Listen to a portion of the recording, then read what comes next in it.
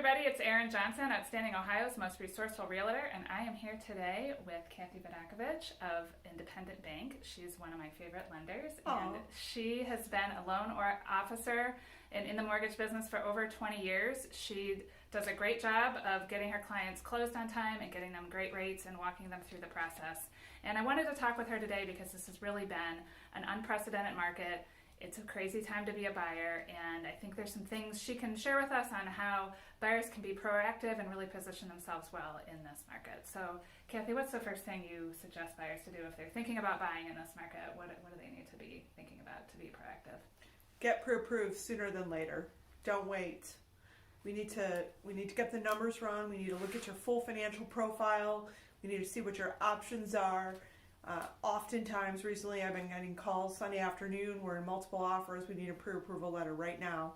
And so we're starting from scratch. If you're, have nothing we need to work on, that works out fine for you. But if we've got anything we need to deal with, if I need to look at any income documentation, if I need to help you fix anything, talk to anyone, the clock is ticking against us. And then we just don't have time, and you could lose the house that you love.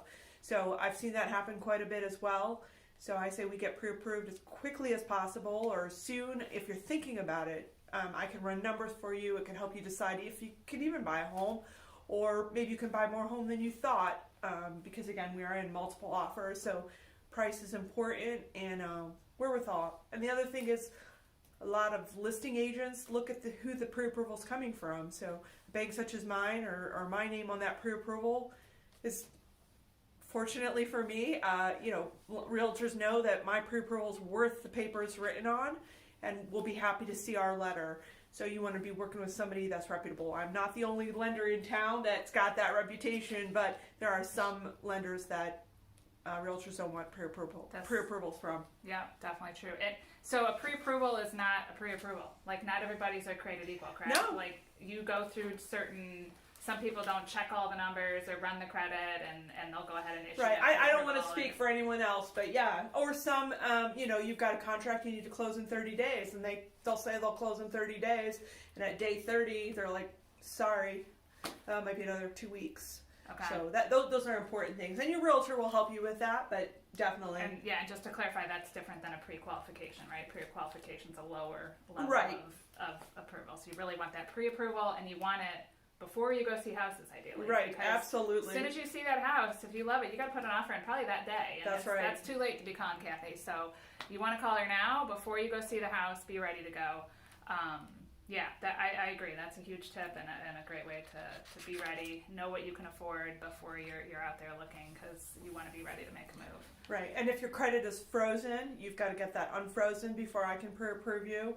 So if you know it's frozen, get that unfrozen. You can unfreeze it for a week. That's often a hang-up. If you've got, bonus income, commission income, overtime income, any self-employment income, I need to look at extra documentation.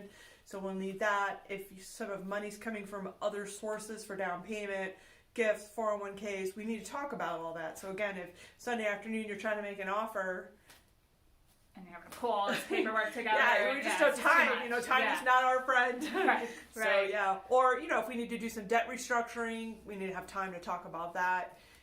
Those are all things that we deal with, and we want to have the time to do that. Yeah. So call me as soon as you think you want to buy a house, and then you'll know where you stand. Yeah. What about down payments? Like, how much do people have to? Is that a common question? Like, how much do I need to buy a house? Down payment, minimum down payment. I mean, if you're a physician or a resident or a dentist, 0 down. So that's where we start. And then both conventional and FHA start at 3% down. There are some first-time home buyer and low to moderate income assistance. Those are OFA grants. We could talk about why you should or shouldn't do that. Those are maybe 0.5% down. It sounds great, but you got to be careful with that. And then 5% down brings you into that conventional realm, which will give you the best rates and the best PMI. But that's something I'll explore with you on the PMI. On the pre-approval. We'll take time on that. I'm going to show you all your options. I'm a big spreadsheeter, so once I pre-approve you, I'll show you payments for all the loan programs that you would qualify for. So when you start looking at houses, I think you'll feel empowered, and you'll feel comfortable that you can afford what you're looking at. That's great. Yep. What other tips do you have for people as they're...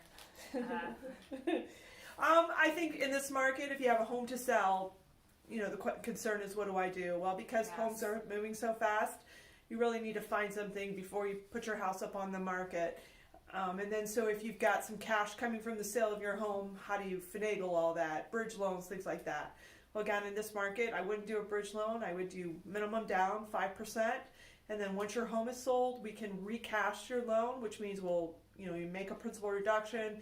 If we put PMI on the loan, we can drop the PMI immediately, and we can recalculate your payments. We're doing that a lot right now. It's, I think, the best way and the cheapest way to do it for borrowers. But when we talk, I'll give you all the particulars and look at your particular situation.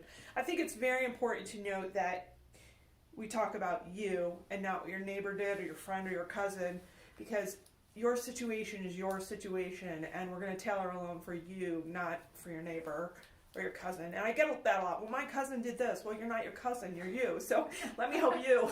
Right. Yeah, that's. So you don't have to wait a year to recast or to get rid of the PMI. You can do that right away. You can do it a week after close. Okay. I mean, do 5 days after close. So you just have to be able to do those 2 mortgages for a period of time, and then kind of condense them. Okay. Again, I'm going to help you and walk you through that and show you the numbers, so you'll be comfortable. There's options. Yeah. I think that's the thing. There's just options, a ton of options. Lending, for me, I feel like I'm successful when at closing someone says, "Oh, that was easy. You made that really easy." That's success to me, not just closing on time, but like, "Oh, that was a lot easier than I thought." Yeah. We'll take good care of you. Yeah, excellent. You do. So I appreciate it. All right. Any other thoughts you have? Oh, I'm sure there's a million things we can talk about. Well, I appreciate you taking the time, and if anybody's thinking about buying, we'd love to work with you, and give Kathy a call. She'll get you pre-approved, and I'll get you in to see some houses, and we'll find you your dream home. Certainly. Love to help you. Thank you. Bye.